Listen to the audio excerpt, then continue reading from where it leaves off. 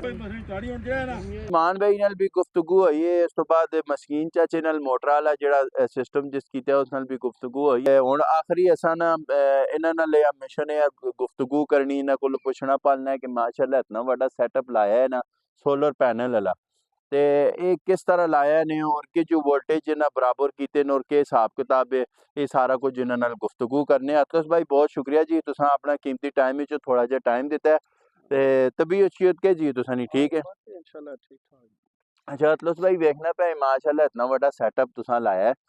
ते ये किस तरह तुसां जेड़ा इसा मैनेज कीता है एरा के इतना बड़ा सेटअप लगसी ते इतने वोल्टेज बराबर रसोण ते मोटर इतनी बड़ी चलसी या सारे मामलात? देखो ये तो उन्हें ना जितने पानी की जरूरत है ना उसके अच्छा हिसाब नाल मोटर लाई, अच्छा अच्छा यानी कि ना 10 HP की मोटर काफी है। अच्छा अच्छा ठीक है जी। इस तो ज्यादा पानी मतलब है कि फिर अगर उसे कंट्रोल भी करना होना है। पानी जिसले एक तो ज्यादा होवे तो फिर वो इस तरह की ना पट्टियां चो पानी जड़ा है ना मिट्टियां भी अगे रोड हाँ फिर वो बिल्कुल पानी जमीन नहीं लगना बल्कि नाल वो बीज ही भी जो कणक लगी है जो चीज भी हाँ, लगी फिर उसे गौर करना। ठीक ते ठीक एक लिमिट चाहिए होनी उस लिमिट से तो खैर भी एफडी जड़ा ना पानी उस कंट्रोल किया वही सकना है, लेकिन हर बंदे ना अपना एक बजट भी होना है, उस बजट के मुताबिक जड़ा है ना चीज लानी होनी। अच्छा अच्छा ते ये हुण इस तरह के इन्हां ने बस जो बजट है उस 24 प्लेटां 10 HP की मोटर लाई है अच्छा अच्छा ते उस विच हुण पानी माशाअल्लाह है तुसीं हुण देखने पैने हो कितना जी पानी जी मोटर बिल्कुल दे रही है। ते उसी हिसाब से फिर इन्हां ने सारा कुछ सिस्टम लाया, क्योंकि बेहतरीन हो गया। असां मालकां नूं वेखना होना है, मालक जो आखसन असां उसके अच्छा मुताबिक अच्छा चीज ये कुछ आजा जब मान नजर आना है कि इसना के कम में थी के शैब है इसने बारे थोड़ा जा दसो। ये चीज है जी ऐसा आखदे ने VFD। अच्छा VFD हाँ VFD ਜਿਹੜਾ ਇਹ ਮੋਟਰਾਂ ਦੀ ਫ੍ਰੀਕੁਐਂਸੀ ਨਾਲ ਮੋਟਰ ਨੇ ਕੰਟਰੋਲ ਕਰ ਰਹੀ ਹੁੰਦੀ ਹੈ और इसके जरिए ਅਸੀਂ ਇਸੋਂ ਇਸਨੇ ਇਸ ਤਰ੍ਹਾਂ ਦੇ ਪੁਆਇੰਟ ਥੱਲੇ ਕਰਕੇ ਨਾ अच्छा ਤੇ ਇਹ ਇਸਨੇ ਅਸੀਂ ਫ੍ਰੀਕੁਐਂਸੀ ਘੱਟ ਔਰ ਜ਼ਿਆਦਾ ਕਰਕੇ ਮੋਟਰ ਨੇ ਪਾਣੀ ਦੀ ਸਪੀਡ ਵੀ ਘੱਟ ਜ਼ਿਆਦਾ ਕਰ ਸਕਦੇ अच्छा ਹਾਂ, ਔਰ अच्छा ਇਸ ਆਪਣੀ ਮਰਜ਼ੀ ਨਾਲ ਜਿੱਥੇ ਦਿਲੇ ਤੁਸੀਂ ਸੈੱਟ करना चाहो ਉੱਥੇ ਹੋ ਸਕਦਾ। अच्छा ठीक है इस क्योंकि हुण इस टाइम सूरज की रोशनी ते पूरी है, वर्ल्ड भी पूरे न वर्ल्ड पूरे ते असां इस मोटर दी स्पीड जेह्ड़ी ना 50 हर्ट्ज दी फ्रीक्वेंसी ते माशाल्लाह। ते अतलस भाई मैं एक छोटा जा और क्वेश्चन तुसें देने चाहेआ है कि तुसां ये माशाल्लाह इतना बड़ा सेटअप लाया है ते इसने पिछे तुसां नी मेहनत कितनी, मतलब कितना टाइम तुसां लग्या है इस सीखने च, कोई मुश्किलात परेशानियां ते सारियां ते ज़ाहिरी गल है नाल होनियां न। बस मुश्किलात तो बहुत सारियां न, अच्छा क्योंकि मैं जिस टाइम 1994 च एक बंदे को इलेक्ट्रॉनिक्स का काम सीखने गया है तो उसमें ये गल आखी जरा कि तू तो इस काबुल नहीं तो काम सिखाया जाता अच्छा तू तो निकल मेरी दुकान के पास, अच्छा अच्छा लेकिन वही काम अल्हम्दुलिल्लाह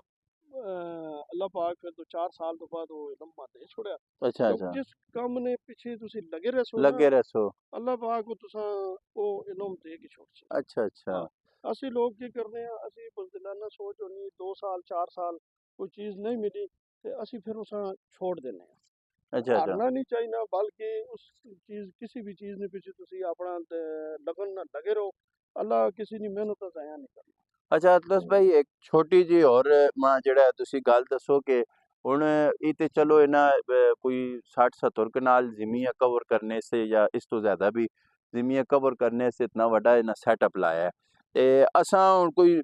मिडल क्लास लोग जेह्ड़े ने कोई घरै च इक पक्खा ते फ्रिज ते कोई थोड़ा बहुत निज़ाम चलाने से कोई सिस्टम लाना होवे ते तकरीबन कितना एक उसकी कास्ट आवन, कितना खर्चा आवन है उसते? करने ਵਿੱਚ ਲਾਣੇ से छोटा सिस्टम भी लग सकना है जी, ਜਿਹੜਾ ਆਮ ਨਾਰਮਲ ਕਰਨੇ ਪੱਖੇ ਲਾਈਟਾਂ ਵਾਸ਼ਿੰਗ ਮਸ਼ੀਨ अच्छा वगैरह अच्छा चलानी है तो तुसी 3 kVA ना सिस्टम ला देना। अच्छा 3 केवी ना हाँ 3 kVA ना काफ़ी है कर सकते, लेकिन ये कि अगर तुसी AC वगैरह या और कोई लोड चलाना चाह रहे हो फिर तुसी पानी की मोटर भी आ वजे अच्छा ते फिर तुसी 5 kVA ना या 6 kVA ना जरा सिस्टम आजकल मार्केट आ रहा है, रेट अच्छा भी अच्छा काफ़ी थल्ले आ गए माशाल्लाह। ते इस टाइम आम बंदे नहीं पहुंचे और क्योंकि प्लेट जी ना सोलर प्लेट 585 वाट नहीं 76,000 रुपए में गई है, 76,000 तो उन्हें वापस आके 16,500 17,000 रुपए ते आ गई। ਅੱਛਾ ਤੇ ਹੁਣ ਅੱਗੇ ਮਜ਼ੀਦ ਅਸੀਂ ਟੈਕਨੋਲੋਜੀ ਵੀ ਚੇਂਜ ਹੋ ਰਹੀ 700 750 ਵਾਟ 800 ਵਾਟ ਦੀ ਪਲੇਟਾਂ ਆ ਰਹੀਆਂ ਅੱਛਾ ਅੱਛਾ ਸਾइज और हजम तकरीबन ये है ਅੱਛਾ ਅੱਛਾ कुछ 5-6 इंची ना साइज थोड़ा ਜਿਹਾ ਵੱਡਾ ਨਿੱਕਾ ਮਤਲਬ ਤੇ ਹਾਂ ਲੇਕਿਨ ਇਹ ਵੀ ਕਿ ਉਹ ਟੈਕਨੋਲੋਜੀ ਪਿੱਛੇ ਹੁਣ ਜਿਹੜੇ ਬੰਦੇ ਆਲਰੇਡੀ ਇੰਜੀਨੀਅਰ ਜਿਹੜੀਆਂ ਕੰਪਨੀਆਂ ਲੱਗੀਆਂ ਪਈਆਂ ਉਹ ਉਸ ਦੇ ਉੱਤੇ ਕੰਮ ਕਰ ਮਿਨੀਮਾਈਜ਼ करने पे थोड़ा थोड़ा सा ਥੋੜਾ ਸਾਈਜ਼ ਛੋਟਾ ਕਰੋ अच्छा ਔਰ ਵਾਟ ਉਸ ਤੋਂ ਜ਼ਿਆਦਾ वो ज्यादा करो कारोबार वाले पास ऐसा लोगों ना ज़हन नहीं होना क्योंकि यार आखते हैं यार कारोबार पासा नुकसान हो असी फलाने टमकाने ते इसने बारे च एक छोटा जिहा मैसेज दो आवाम ਉਹ ਅਸਲ 'ਚ ਮਸਲਾ ਇਸ ਤਰ੍ਹਾਂ ਨਹੀਂ ਜਿੱਥੇ ਇਨਸਾਨ ਇੱਕ ਮੁਹਾਵਰਾ ਹੈ ਕਿ ਜਿਹੜਾ ਫੈਕਟਰੀ ਦਾ ਮੁਲਾਜ਼ਮ ਹੈ ਨਾ ਉਹ ਸਿਰਫ ਆਪਣਾ ਘਰ ਪਾਲਣਾ ਔਰ ਜਿਹੜਾ ਕਾਰੋਬਾਰੀ ਬੰਦਾ ਹੈ ਨਾ ਉਹ ਇੱਕ ਖਾਨਦਾਨ ਪਾਲਣਾ अच्छा अच्छा मतलब नस्ला पलनियां हाँ जी उससे ये होना है कि उस कारोबारी बंदे को फिर वो सिर्फ एक बंदा नहीं होना उसने नाल 10 50 100 या इस तो ज्यादा भी बंदे जनाब उस नाल काम कर रहे होने और अल्लाह उसने रिज़्क विच बरकत पा रहे होने ते